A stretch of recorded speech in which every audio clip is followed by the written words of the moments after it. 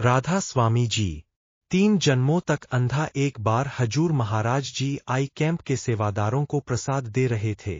यह जगह वहां थी जहां पहले मंगल सिंह की कैंटीन होती थी। वहां पर एक बहन अपने बच्चे को लेकर बैठी हुई थी जो कि जन्म से ही अंधा था। वह बहन उस बच्चे की आंखों के ऑपरेशन के लिए डेरा ब्यास में आई हुई थी और वह अपने घर पर यह कहकर आई थी कि मैं अपने गुरु के यहाँ से अपने बच्चे को ठीक करा के ही घर आऊंगी।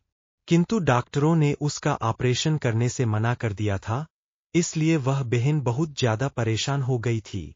उसे कुछ भी समझ नहीं आ रहा था कि वह क्या करे। उसे डर लग रहा था कि अब वह घर जाकर अपने घर के लोगों से क्या कहेगी, गांव के लोग क्या कहेंगे। यह सोच कर वह बहुत परेशान थी। वह मन ही मन में हजूर से विनती करती है और रोती रहती है। उधर जब प्रसाद देने का कार्य पूरा हो गया तो हुजूर महाराज जी अपनी कुर्सी से उठे और चद्दर ओढ़ कर फिर कुर्सी पर बैठ गए। यह देखकर सबके मन में यह विचार आ रहा था कि हजूर एक बार कुर्सी से उठकर दोबारा क्यों बैठे हैं। पर यह भी संतों की अपनी मौज थी। उधर वह लड़का जो जन्म से ही अंधा था, वह अचानक से कहने लगा, माँ मुझे दिखाई दे रहा है। वह बहन उसकी तरफ एकटक होकर देखने लगी और हैरान हो गई कि यह चमत्कार कैसे हो गया। लेकिन वह इस चमत्कार से बहुत खुश थी क्योंकि उसके बच्चे को दिखाई देने लगा था। उधर सेवादारों ने हुजूर महाराज जी से पूछ ही लिया कि हजूर यदि आप एक बार कुर्सी से उठ जाते हो तो फिर उसी समय आप दोबारा नहीं बैठते, पर आज क्या बात है। हुजूर कहते हैं उस बहन से पूछ कर आओ जो वहां एक बच्चे को लिए बैठी है। एक सेवादार दौड़कर उस बहन के पास गया और उससे सारी बात पूछी तो उस बहन ने बताया कि हमारे 3 घरों में से यही एक बच्चा है जो जन्म से ही अंधा था, लेकिन आज हजूर महाराज जी की अपार दया मेहर और कृपा से यह देखने लगा है। इसकी आंखें ठीक हो गई है और यह अब सब कुछ देख सकता है। सेवादार ने जब हुजूर महाराज जी को यह सारी बात बताई तो हुजूर कहते हैं कि इस बच्चे को 3 जन्मों तक अंधा रहना था। सेवादार कहते हैं, हजूर फिर आप कुर्सी से उठकर फिर दोबारा क्यों बैठ गए, इसका क्या कारण था। यह बात हमें समझ नहीं आई। तो हुजूर महाराज जी कहते हैं कि भाई काल मान नहीं रहा था, इसलिए मुझे कुर्सी से उठकर उसको कहना पड़ा।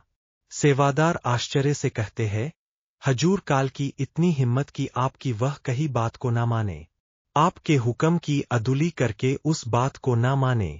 हुजूर कहते हैं, भाई वह उसकी सेवा है और उसकी ड्यूटी है, यह उसका देश है, इसलिए उसको मुझे अच्छी तरह समझाना पड़ा। एक पूर्ण संत महात्मा सतगुरु कितने दयाल हो सकते हैं, हम कभी सोच भी नहीं सकते हैं। अगर हम उनके कहे अनुसार इस संसार में चलते जाएंगे, भजन सिमरन करते हुए एक नेक राह पर चलें, तो वह हमारे लिए क्या नहीं कर सकते। वह तो हमारी रग-रग से वाकिफ है और हम तो अवगुणों से भरे हुए पुतले हैं। फिर वह कुल मालिक आपका परमार्थ और स्वार्थ दोनों सुधार देगा। लेकिन हम उनकी बात नहीं मानते हैं, बल्कि हम अपने मन का कहा मानते हैं। हम मन के वशीभूत होकर यह सोचते हैं कि हम यह कर लेंगे, लेकिन वह हमारे अवगुणों को नहीं देखते, वह तो सिर्फ दया मेहर करते हैं। वह सत्संग में भी फरमाते हैं कि आप सच्चे दिल से भजन सुमिरन और नाम की कमाई में लग जाओ। वह समझाते हैं कि भक्ति या भजन सुमिरन करना इंसान रूपी इस पुतले के बस में नहीं है। पर हम सोचते हैं कि यह सब हमारे वश में है और इस चक्कर में हम एक बहुत बड़ी गलतफहमी का शिकार हो जाते हैं। हमें इस गलतफहमी से बाहर निकलना चाहिए और उस कुल मालिक पर विश्वास करते हुए हमें नित नेम से भजन सिमरन करना चाहिए। जब हम अपने तहे दिल से भजन सुमिरन करेंगे, तब वह कुल मालिक एक दिन हमारे ऊपर अपनी दया मेहर जरूर करेगा।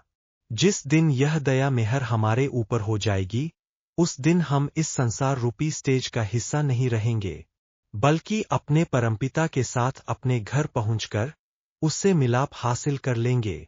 भाई हमें इस बात को समझने की जरूरत है कि वह तो दया का सागर है। लेकिन हम स्वार्थी लोग उस दया के सागर को समझ पाने में असमर्थ है। जिस दिन हम यह अच्छी तरह जान पहचान लेंगे कि वह कुल ब्लास्ट दया का सागर है, उस दिन हम अपने निज घर पहुंच जाएंगे।